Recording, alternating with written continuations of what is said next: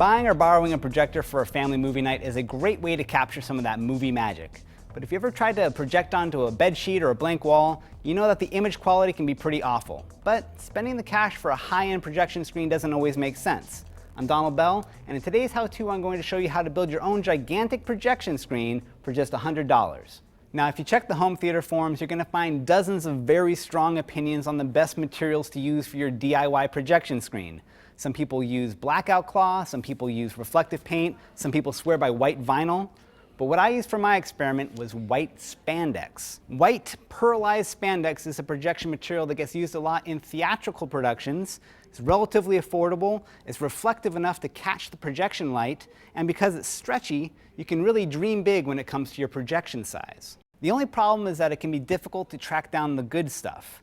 I got this from a company called Rose Brand that specializes in theatrical fabrics. This is their Tendo style fabric. It comes in a 10-foot width, and I got 2 yards of it for about $50. Now, it's the most expensive part of this whole equation, but it's also the most critical. So my idea was, instead of hanging this up and putting holes in my wall, I could create a frame and pull the spandex over the frame, and for that, I used PVC pipe.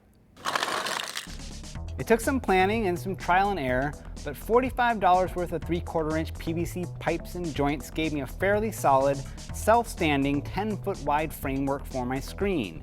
You can find photos and a bill of materials over on my full post at howto.cnet.com. So for the next step, I had to try to figure out how to stretch the spandex over the frame. My first idea was to use bed sheet clips on the corners, but the end result got the screen all bunched up. It looked pretty ugly. So my bright idea was to actually fold the spandex in half and create a pocket by sealing the edges and then pulling that over the frame. Only problem is, I don't know how to sew. And I wasn't about to get started on $50 worth of spandex, so instead I used this. This is fabric adhesive tape, also called Stitch Witch. With this and an iron and about 20 minutes on the floor, I was able to get a reasonable stitch on this and seal up both edges like a giant envelope. Now, the stitch doesn't have to be perfect. It's all going to get stretched out anyways.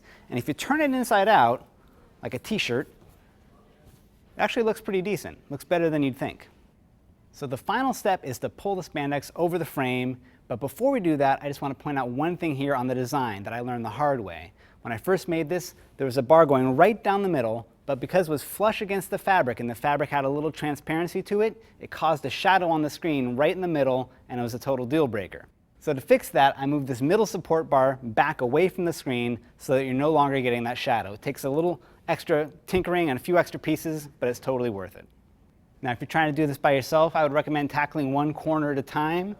Going back and forth, you can try to pull the fabric tight to take out any of the creases or wrinkles that might be in the fabric, and then tighten things up in the back by pulling it over that hump in the back there, and then pulling it down tight, and then you're going to have a pretty good looking screen, hopefully. And just realize that once the lights go out, you're not going to see a lot of the wrinkles and creases you will see in the light of day.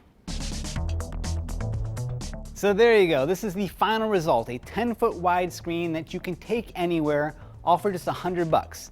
And the best part is you can break it down and store it in your closet. It doesn't have to hang out in your house all the time.